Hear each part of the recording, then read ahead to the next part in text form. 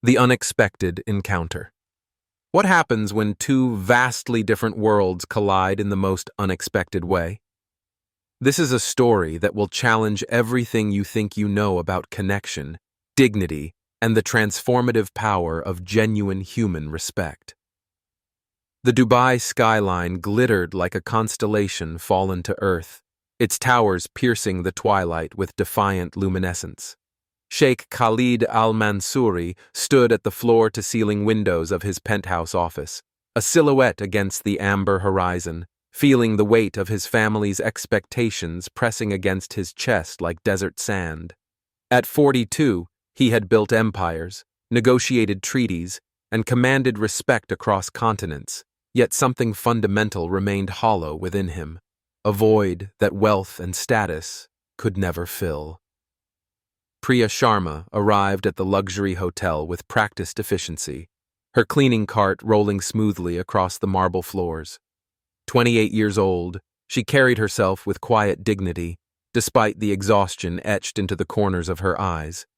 Each night, she moved through these opulent spaces like a ghost, invisible to the wealthy guests who inhabited them.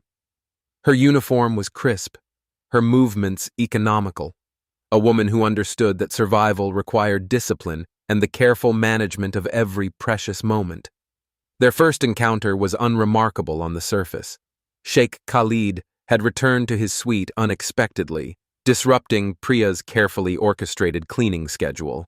She apologized profusely in her accented English, immediately preparing to leave, but something made him pause.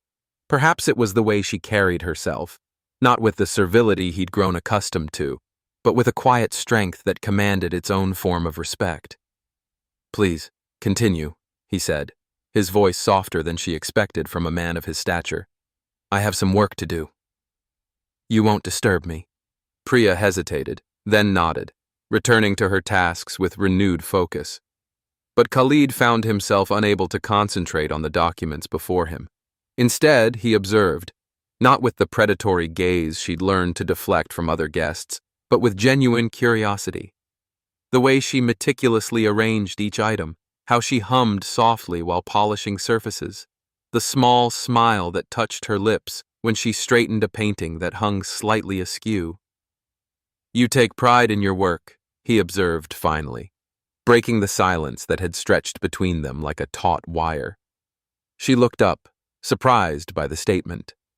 "Every task deserves our best effort, sir.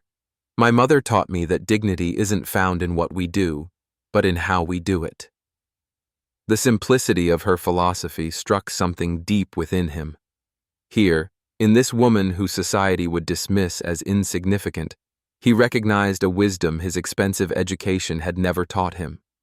The understanding that worth transcends circumstance. Could this chance meeting become something neither of them anticipated? Keep reading to discover how two souls from different worlds began building a bridge that would change everything. Conversations in the quiet hours. Sometimes the most profound connections emerge not from grand gestures, but from the smallest acts of human kindness. What Sheikh Khalid discovered next would set in motion events that neither of them could predict. The pattern established itself gradually, organically, like water finding its path through stone. Sheikh Khalid began timing his returns to coincide with Priya's cleaning schedule, though he would never consciously admit this to himself. He told himself it was merely the comfort of routine, the quiet efficiency of her presence that allowed him to work without the constant demands of his staff and associates. But truth, like dawn, has a way of revealing itself despite our attempts to obscure it. Priya noticed, of course. Years of survival had made her observant, attuned to the subtle shifts in atmosphere that might signal danger or opportunity.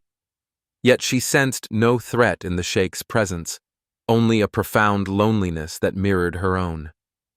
She had left her family in Mumbai 3 years ago, sending home every rupee she could spare to support her younger siblings' education and her mother's medical treatments. The sacrifice had carved out a hollow space in her chest, where family and belonging once resided. "Tell me about Mumbai," Khalid asked one evening, setting aside a contract worth millions. The question surprised them both. Priya's hands stilled on the surface she was cleaning. "What would you like to know, sir?" "Everything. Nothing. Whatever you wish to share." He gestured to the chair opposite his desk. "Please sit. If you're comfortable." The invitation hung between them, unprecedented and slightly dangerous. Priya knew the rules: maintain distance, avoid familiarity, never blur the lines that separated guest from staff. Yet something in his expression, a vulnerability she hadn't expected, made her slowly sink into the chair. She spoke of monsoon rains drumming on tin roofs, of street vendors calling their wares in melodic Hindi, of her father's death 5 years prior, and her mother's quiet strength in raising 4 children alone. She described Diwali celebrations and the way her neighborhood transformed into rivers of light, how her youngest sister wanted to become a doctor, how her brother showed promise in cricket. Khalid listened with an intensity that made her self-conscious, yet also strangely liberated. When had anyone last asked about her life? When had her experiences mattered beyond her ability to serve? In return, he shared fragments of his own story. The suffocation of arranged expectations, the burden of representing a family legacy stretching back centuries, the strange isolation that came with extreme wealth. "People see the palace," he said quietly, "but never the prison."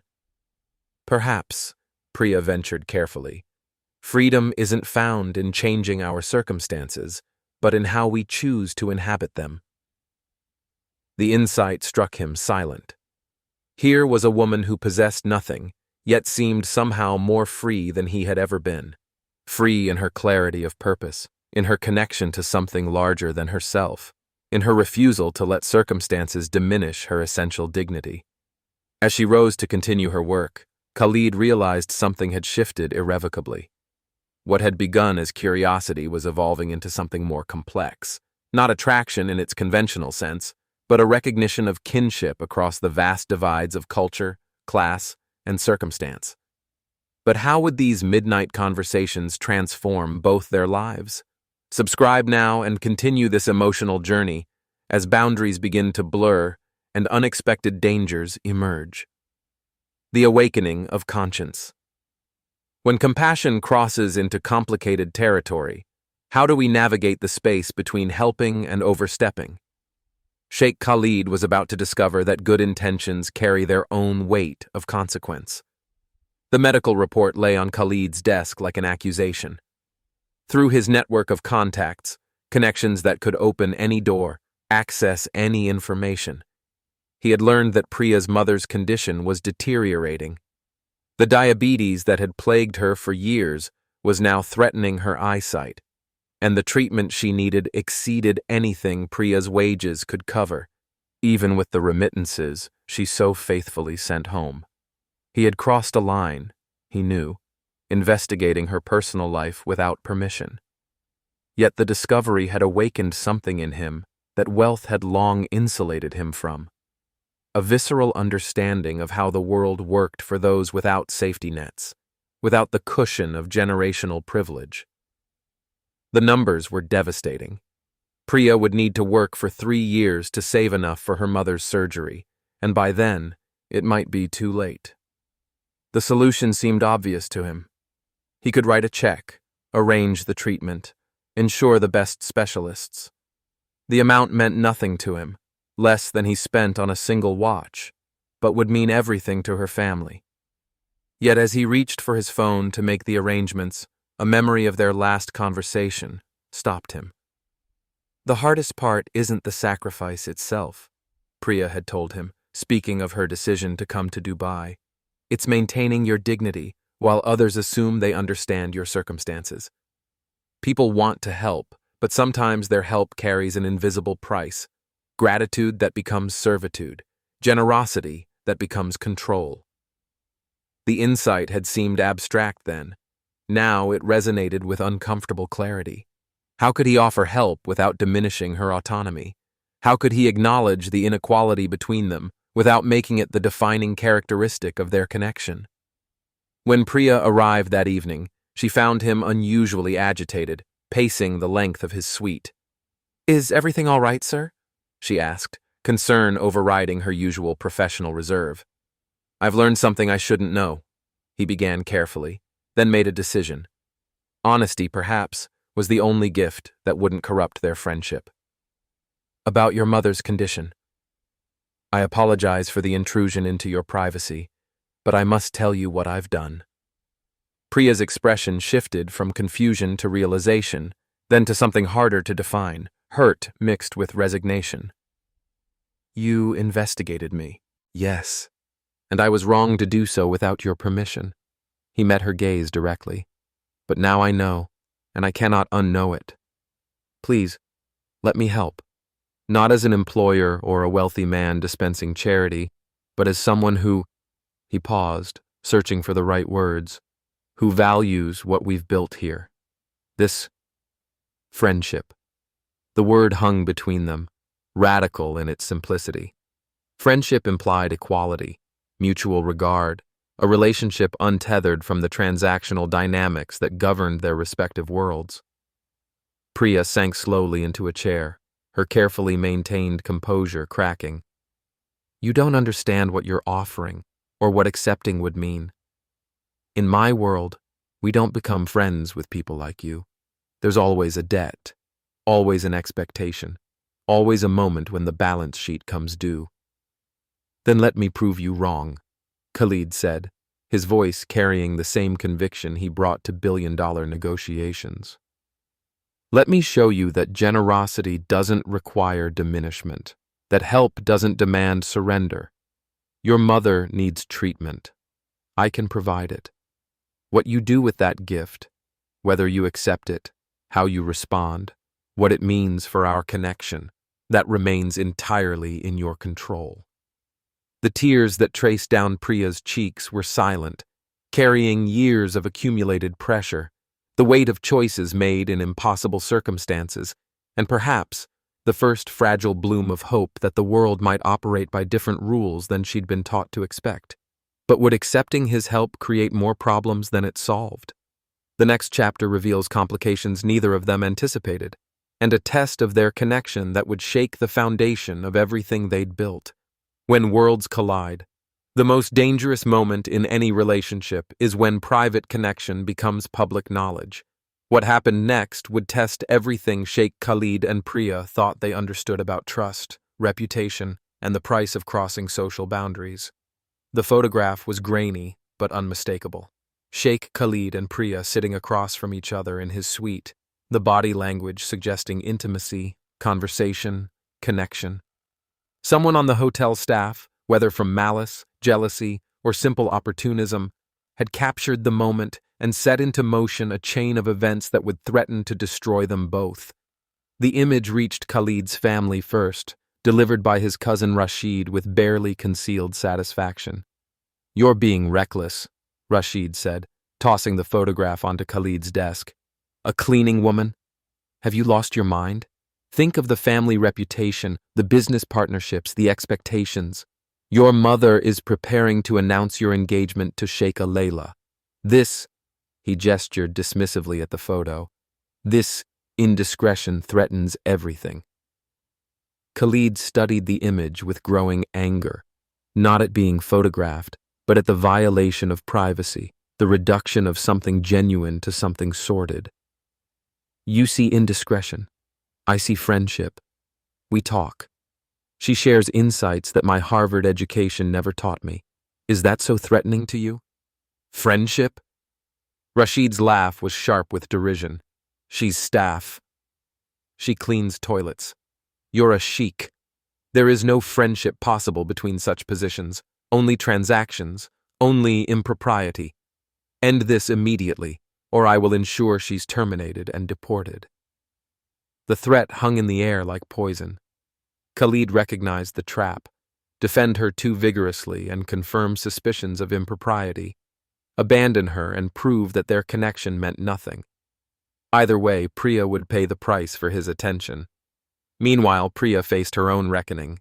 Her supervisor, a bitter woman named Mrs. Patel, who had long resented Priya's quiet dignity, called her into the office with undisguised pleasure.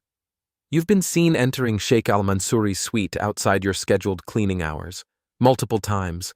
There are questions about the nature of your relationship. We talk, Priya said simply, refusing to be ashamed. He asks about my life. I share my perspective. Nothing inappropriate has occurred. Your perspective? Mrs. Patel's voice dripped with mockery. Girls like you come here with dreams, thinking wealthy men will rescue them from their circumstances. I've seen it 100 times. It always ends the same way, in scandal, termination, and deportation.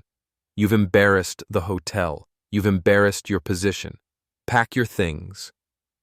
The words struck like physical blows.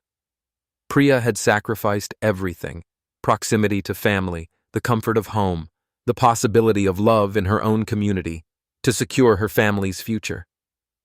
And now, because she dared to be seen as fully human by someone who had the power to see her, it was all being stripped away. She made her way to Khalid's suite one final time, not to clean, but to say goodbye. He opened the door before she could knock, his face etched with fury and something else, fear of losing someone who had become essential. They're sending you home, he said. Not a question. Yes, and perhaps that's for the best. This, whatever this is between us, it was always impossible. Your world and mine, they don't touch. We were fools to think otherwise. No. The word carried the force of a man accustomed to shaping reality to his will. I won't allow this. I'll speak to the hotel management. You'll make it worse, Priya interrupted gently. Don't you see? Your intervention only confirms their suspicions. It marks me as either a victim of your predation or a schemer who seduced you. Either narrative destroys me. The only way to protect me is to let me go. The truth of her words settled over them like dust after a sandstorm. They had been so focused on building their bridge between worlds that they'd forgotten those worlds would never willingly let them cross. There has to be a way, Khalid said, and for the first time since their meeting, Priya heard true helplessness in his voice. Maybe, she said softly. Some connections are meant to teach us something rather than last forever. You've shown me that my dignity has value beyond my utility. That's no small gift, and perhaps I've shown you that wisdom and worth exist in unexpected places. Can't that be enough? But is goodbye truly the end of their story? The next chapter reveals a choice that will change everything, and a sacrifice that neither of them expected to make. Keep reading to discover how far Sheikh Khalid is willing to go to bridge the impossible distance between their worlds. The impossible choice. In the face of losing everything, we discover what truly matters. Sheikh Khalid stood at a crossroads that would define not just his future, but the kind of man he would become, and the decision he made shocked everyone who thought they knew him. The conference room fell silent as Sheikh Khalid entered, his presence commanding immediate attention. His family sat arranged around the polished table, his mother, dignified and unyielding, his uncle, calculating and shrewd, his cousin Rashid, smugly confident, and the family's legal advisors, their expressions carefully neutral. They had called this emergency meeting to address the scandal and ensure it was contained before damaging the family's carefully cultivated reputation. We've made arrangements, his mother began, her voice carrying the authority of matriarchal decree. The woman has been terminated. Her work visa will be revoked within 48 hours. She'll return to India, and this unfortunate situation will be forgotten. We've also accelerated your engagement announcement to Sheikh Layla. The wedding will proceed in 6 months. Khalid remained standing, his hands clasped behind his back. No. The single syllable hung in the air like a thunderclap. His mother's eyebrows rose. Excuse me? I said no. To all of it. He moved to the head of the table, not sitting but establishing his position. You've built your case on a false premise, that something inappropriate occurred between Priya and myself. It didn't. We talked, we shared perspectives, we built a friendship that transcends the artificial hierarchies you're so desperate to maintain. A friendship? His uncle's voice carried dangerous softness. With a cleaning woman? With a human being, Khalid corrected. A woman who has more genuine wisdom and dignity than most of the people I meet in our rarefied circles. She works 3 jobs, sends money home to support her family's medical care and education, and does so without complaint or self-pity. She has taught me more about honor and integrity in a few weeks than a lifetime in our world ever did. Rashid leaned forward. You're willing to damage the family reputation over a cleaning woman? Over someone completely unsuitable and inappropriate?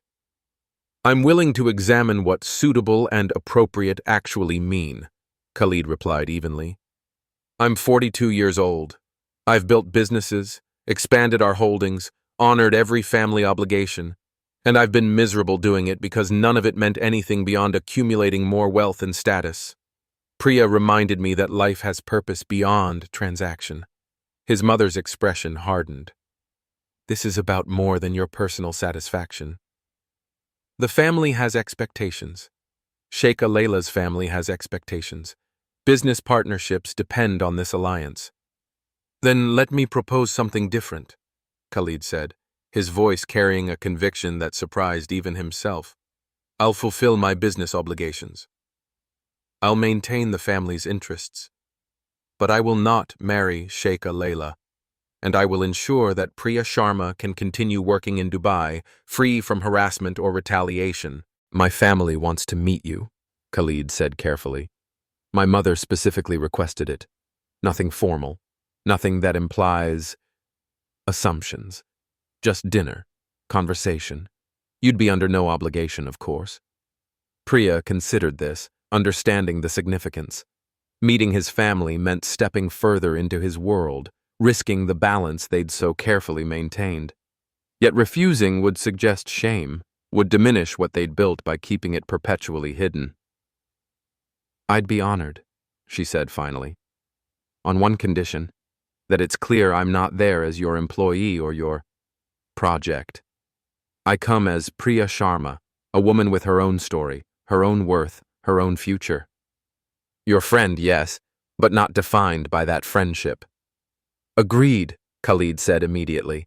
Then, more hesitantly, and your future. Have you thought about what comes next? You've achieved what you came to Dubai to accomplish. Your family is stable. Your responsibilities are met. What do you want now? It was the question Priya had been asking herself for weeks. The answer surprised even her.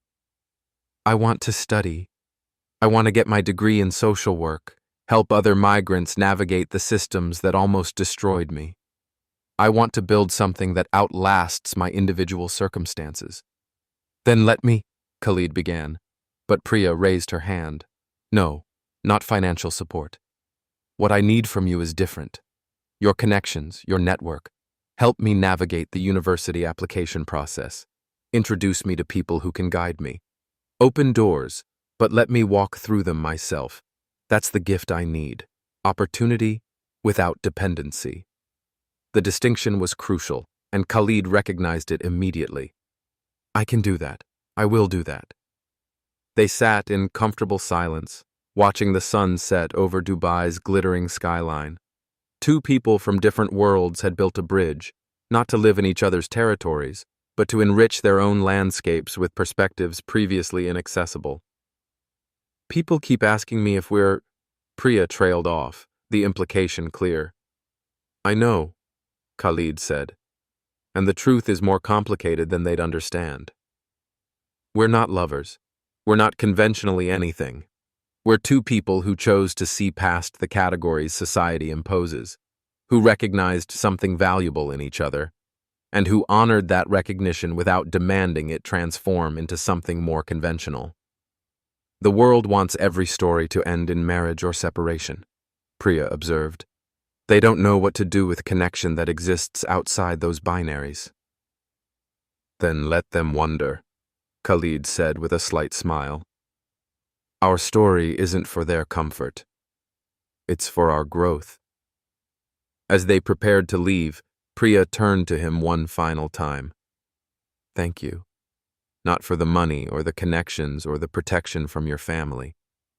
Thank you for listening, for seeing me, for treating my thoughts as valuable even when they contradicted your worldview. That's the gift no wealth could purchase." Khalid bowed slightly, a gesture of respect rather than formality. The gift was mutual. "You reminded me that privilege is meaningless without purpose, that wealth without wisdom is merely accumulation. You taught me to interrogate my assumptions and examine my complicity in systems that diminish others. I'm still learning, still unlearning, but I'm better for having known you." They parted ways as they'd met. Two people from different worlds, carrying forward the lessons learned from their unexpected connection. Khalid returned to his penthouse, not empty but enriched, his understanding of the world expanded by someone society insisted shouldn't matter. Priya made her way to her small apartment, no longer diminished by her circumstances but empowered by the knowledge that her dignity was intrinsic, untouchable, requiring no external validation. Their bridge remained, connecting not locations but perspectives, proving that the most meaningful relationships aren't defined by conventional categories, but by mutual respect, genuine curiosity, and the courage to honor connection without demanding it conform to expected patterns. And what became of them in the years that followed?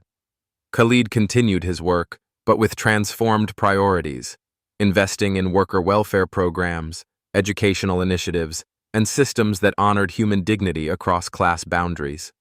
Priya completed her degree and built a nonprofit supporting migrant workers' rights, eventually speaking at international conferences about dignity, labor, and human connection.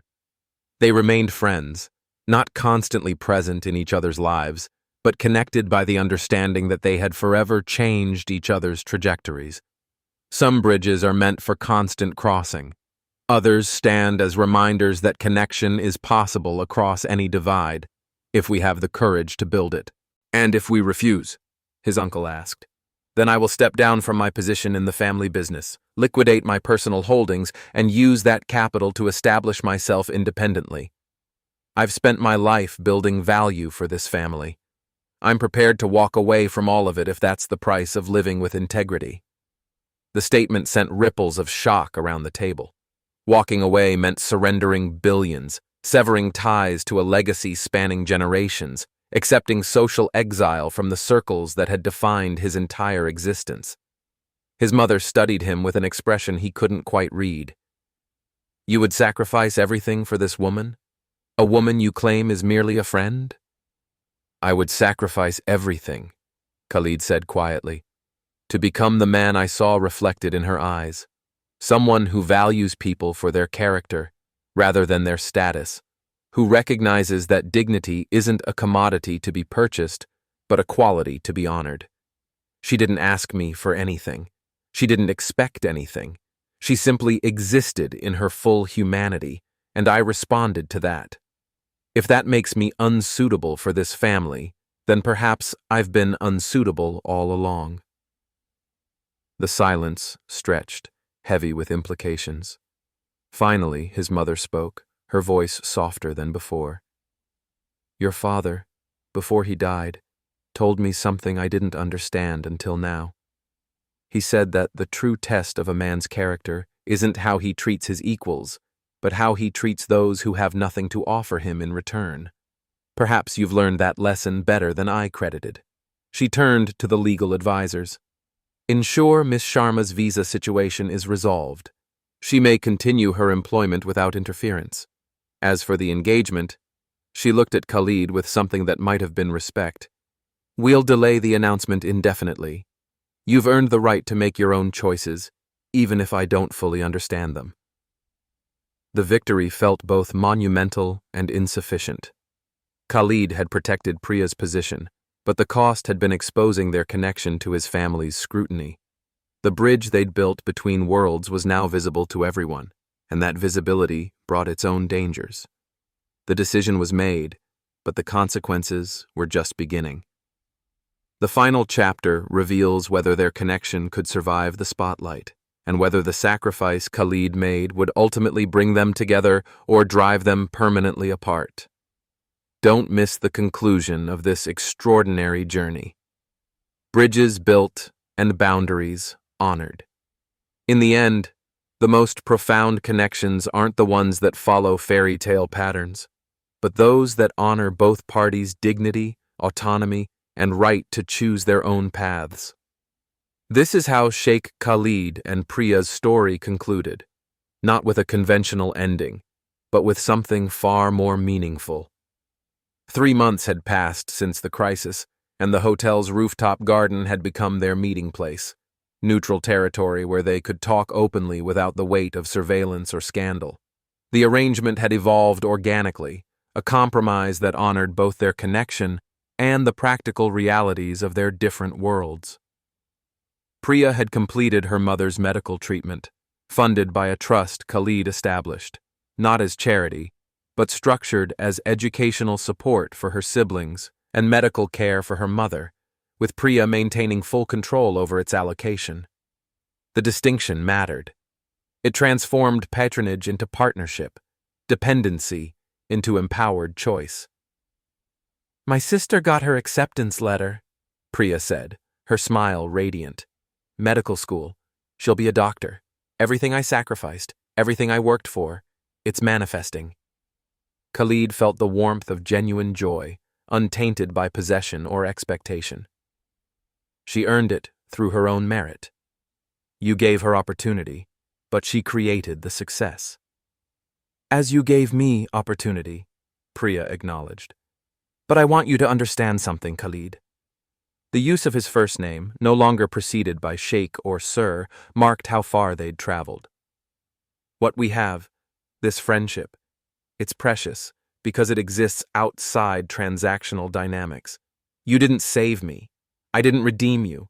We simply saw each other clearly and chose to honor what we saw." The truth of her words resonated deeply. Their connection had never been about rescue or redemption, but recognition. Two people from vastly different circumstances discovering common humanity.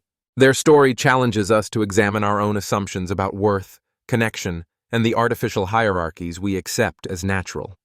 It reminds us that every person we encounter carries wisdom and dignity, if only we choose to see it. If this story moved you, consider how you treat people whose circumstances differ from yours. Every interaction is an opportunity to build bridges or reinforce walls. Choose wisely. Subscribe to our channel for more stories exploring the complexity of human connection across cultural, class, and societal boundaries. Share this tale with someone who needs reminding that dignity transcends circumstance, and that the most meaningful relationships often emerge from the most unexpected encounters. What bridges are you being called to build? Let us know in the comments below.